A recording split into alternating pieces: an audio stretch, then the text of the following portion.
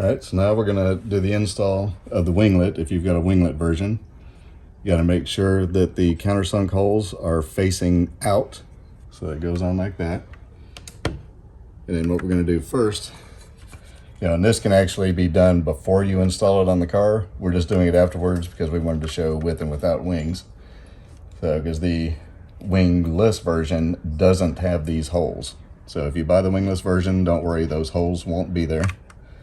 So, we can go ahead and, we'll put the screw going in from the top, and it'll be one of the small 1/2-inch screws going to the top. And then have a nylock nut that would go on it from underneath. Just get them, hand tighten as much as you can at first.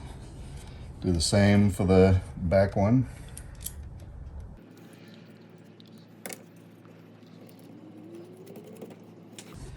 And then I'm gonna put the bolt in there into the countersunk hole. Put it through the hole. And then always remember, make sure you got the flat side of the nylock nut going onto the bolt first. Kind of fun getting these on there. Hand tighten that, get this other one in.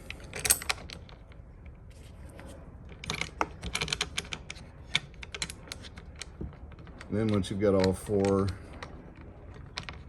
on there, holding it on,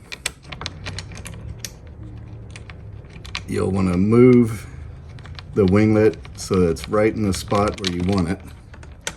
Because you can move it around so that you can, get it right on there. And then tighten them up. So we recommend tightening these first. Tighten these here first, then making sure of your distance from the splitter. Get it on there and then tighten it up, and also make sure that you're good in the back here. And tighten everything up and you're ready to go.